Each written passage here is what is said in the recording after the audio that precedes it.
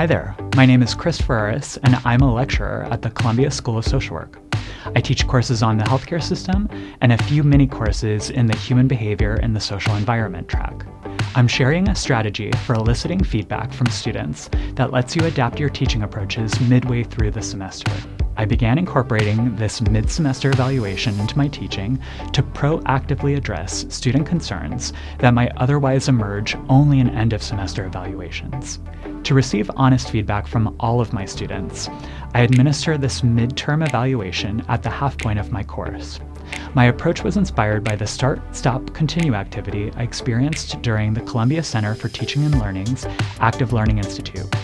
This hands-on experience demonstrated the value of reflective feedback in fostering a collaborative and responsive learning environment, which I've adapted for my own teaching practice. I use Google Forms to create an anonymous questionnaire. To ensure that students respond, I dedicate either the first or last 5 minutes of class for students to submit their responses. My feedback questionnaire includes open-ended questions such as, what should we start doing to support your learning? What should we stop doing? And what should we continue doing?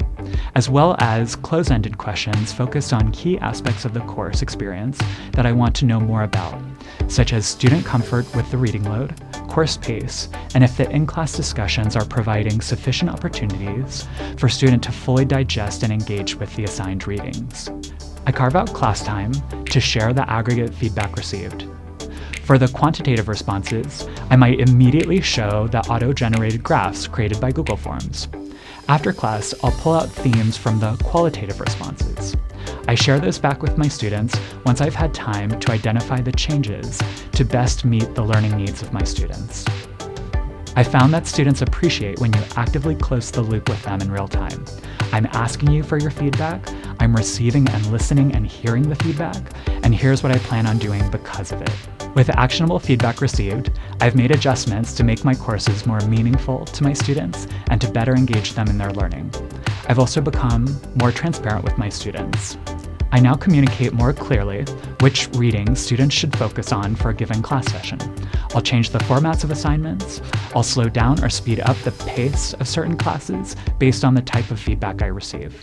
Collecting feedback midway through a course has helped me reflect on my teaching practice, be more responsive to the learning needs of my students in real time, and inform future iterations of my course.